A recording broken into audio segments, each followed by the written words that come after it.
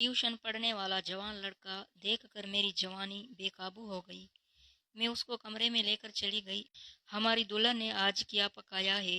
अपने हाथों से सरताज आपकी फरमाइश थी, गोश्त और अखरोट का हलवा। मान गए। शादी को 7 दिन हुए थे कि माजिद ने फरमाइश कर दी कि कल तुम्हारे हाथ का बना हुआ खाना खाऊंगा।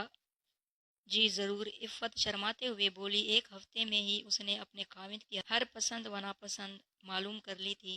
इफ़्फ़त उन औरतों में से थी जो इस दुनिया में जन्नत की हूरों का रूप होती हैं। खालिस मुशरिकी बीवी, फर्मा बरदार और जान निसारी की मिसाल। इफ़्फ़त नमाज फजर की अदायगी के बाद किचन से बाहर नहीं निकलती थी। माजिद बिस्तर में पड़ा सो रहा था। घर में दोनों के सिवा और था ही कौन? एक बूढ़ा मुलाजिम बाबा जी, जो अरसे से उसी घर में था।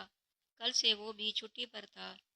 सूरज तुलू हुए थोड़ी देर ही गुजरी थी। इफ़्फ़त ने खाना तैयार करके दस्तरख्वां सजा दिया। माजिद की आंख पाँव पर हल्की सी गुदगुदी से खुली। इफ़्फ़त सामने खड़े मुस्कुरा रही थी। सरताज, खाना तैयार है। खाना कैसा खाना है? बाबा जी तो कल छुट्टी लेकर चले गए थे। माजिद हैरान होते हुए बोला, आपकी इफ़्फ़त ने अपने हाथों से बनाया है। आपने तो फरमाइश की थी। हाँ, याद आया। माजिद सर पर हाथ मारते हुए छलांग लगाकर बिस्तर से बाहर निकल आया। क्या खुशबू है! बस आइंदा से बाबा जी की छुट्टी। इफ़्फ़त ने सालन के डूंगे से ढक्कन उठाया तो माजिद खुश हो गया।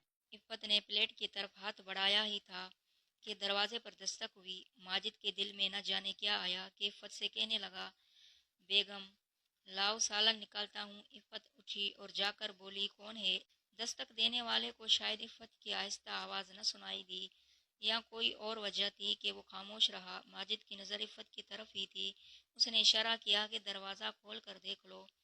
दरवाज़ा खोला तो एक नौजवान खड़ा दिखाई दिया।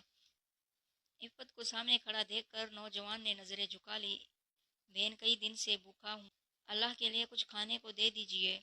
इफ़्फ़त ने अपनी सास से मिलकर खाना तैयार किया।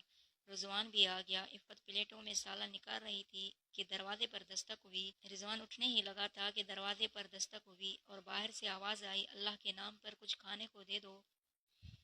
रिजवान बेटा, ये सालन और रोटियां फ़कीर को दे आओ। जीनत खातून अपने बेटे से मुखातिब हुई। ठहरी अम्मी जान, मैं जाती हूँ। किसी अनजाने एहसास के तहत इफ़्फ़त उठ खड़ी हुई, खाना लेकर दरवाजे तक पहुंची और दरवाज़ा खोलकर खाना बाहर मौजूद फ़कीर को देने लगी थी कि चकरा कर गिर गई। बर्तन गिरने की आवाज़ सुनकर माजिद भागते हुए दरवाजे पर पहुंचा। इफ़्फ़त जो अपना चेहरा दोनों हाथों में छुपाए रो रही थी। क्या हुआ? रिजवान की समझ में नहीं आ रहा था कि उसे क्या हो गया है। क्या बात है, क्यों रो रही हो? जीनत खातून ने कहा था कि बेटा, मैंने सारी जिंदगी अपने घर से किसी फकीर को खाली हाथ नहीं जाने दिया। घर में जो कुछ भी होता है मैं फकीरों को जरूर देती हूँ। शादी के 1 साल बाद मेरे घर एक बेटा पैदा हुआ। मैं बहुत खुश थी कि मुझे इतना अच्छा और नेक शोहर मिला है। मेरा बहुत ख्याल रखता है। मेरी सास भी मेरी माँ की तरह है। 2 दिन हो गए थे माजिद अब मेरे घर खाना लेने नहीं आता था। कुछ दिन हुए तो मुझे मेरे शोहर ने कहा कि माजिद का एक्सीडेंट हो गया और वो जख्मी हालत में अस्पताल जाते हुए फौत हो गया है। माजिद के इंतकाल का मुझे दुख तो हुआ था, लेकिन उसने जो एक फकीर के साथ किया था उसको सजा तो मिलनी थी। इस दुनिया में किसी को अपने से कमज़ोर न समझो। गरीब हो या अमीर हो, सब अल्लाह ताला के बनाए हुए इंसान है।